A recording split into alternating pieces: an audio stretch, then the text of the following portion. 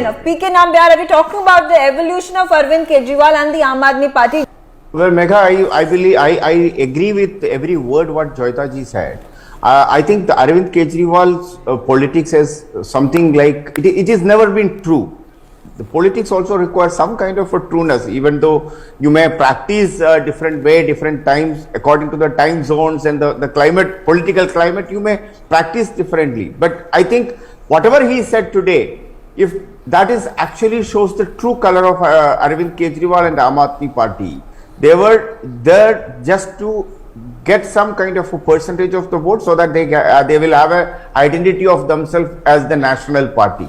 But I think broadly what we need to look at, Arvind Kejriwal should not be a part of a discussion even today. I think, I don't know, by knowingly or unknowingly, or maybe we become a victim of a narrative which Arvind Kejriwal wanted to throw most of the many national media were okay, I'm not saying Arvind Kejriwal will be the 2024 prime ministerial candidate of the united opposition, but could he be one of the contenders is what I'm asking. Why do we give such kind of an importance for him in the discussion? Because the man has won Delhi, he's won Punjab, he's been able to create the kind of narrative that he wanted to in Gujarat. He's gotten those 5 seats, he's gotten the national party tag. I'm saying every single time that he has fought the Congress on Congress's bastion, he's been able to defeat them successfully. I agree with you on one thing. One word, whatever you said in the long sentence, is the narrative. He has been extremely able to use his money and whatever the kind of influence he has got in the Delhi left media, he has been able to create a narrative. There is no doubt. I am only saying that the people like you and me should not fall prey to that a narrative, because India is a large country and Aam Aadmi Party, if you have done very good in a city state like Delhi, which has got only 7 Lok Sabha seats and 13 Lok Sabha seats in Punjab, that means overall put together at 20 seats, and Gujarat they were supposed to be ruling by today, but we know that what happened in Gujarat, what happened in 67 seats. All the seats where they have contested in Himachal, they have not been even able to Jamanat Jabt ho gaya. I think, but you don't. I don't want to get into this, but perhaps that was an intelligent strategy that was utilized by Aam Aadmi Party, because if it had been a vote cutter, then there was likelihood of the BJP utilizing all its resources, muscle power, manpower to finally form a government over there. So therefore that's a savvy strategy that has been utilized by the Congress and the Aam Aadmi Party. So Megha, that means you are referring to something like there was some kind of an alliance between Congress and Aam Aadmi Party, which is... Well, those are accusations and counter accusations that come forth from the BJP and from the Congress as to whether Aam Aadmi Party is a B team of the BJP or the Congress. But perhaps it seems as if whenever it suits the narrative, whenever it suits the situation, political parties work that way. Yes, but I liked one thing. We are always referring to the B team. So the A team is fixed, that is BJP. So I think today is the day wherein we have to discuss and debate the kind of political change which is taking place in India, how our democracy is evolving. People would definitely want it, and Gujarat is something which is going to setting an example for the times to come, at least for the next 1 decade or so.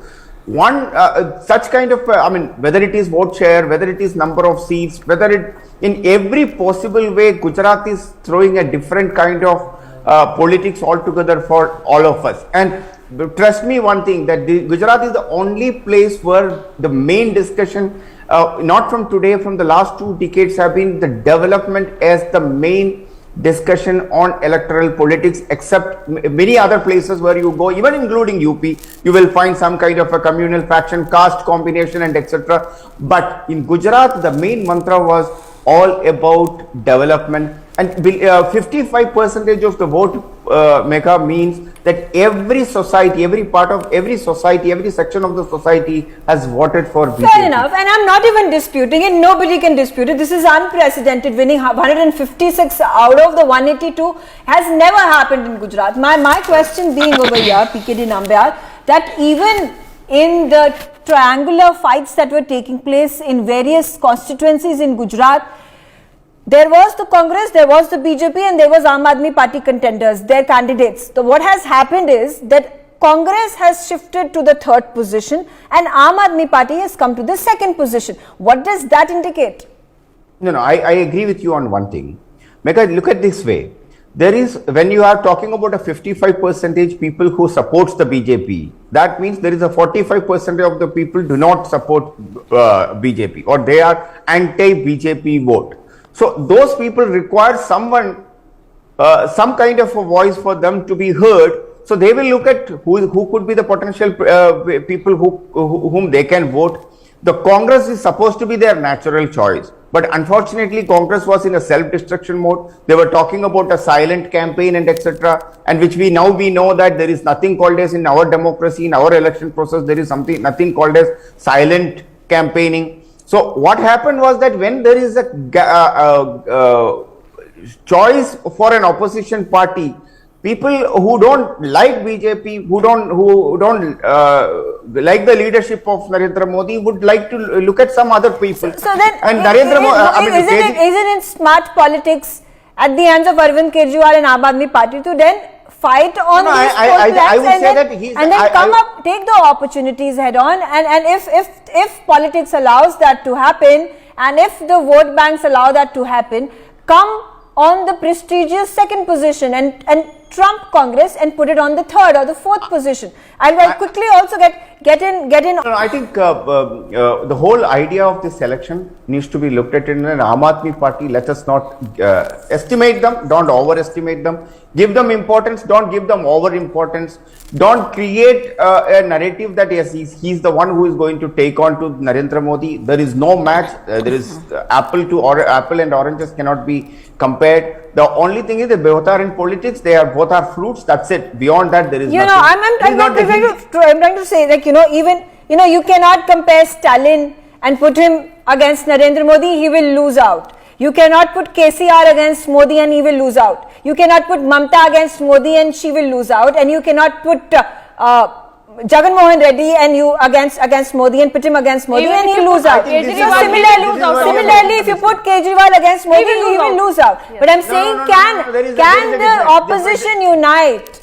And then the possibility of Arvind Kejriwal becoming the prime ministerial face against Modi, is it plausible even? No, it is not. It is not possible. It not is not. See, all the senior leaders he will be nowhere in the political field. I have written a lot of time.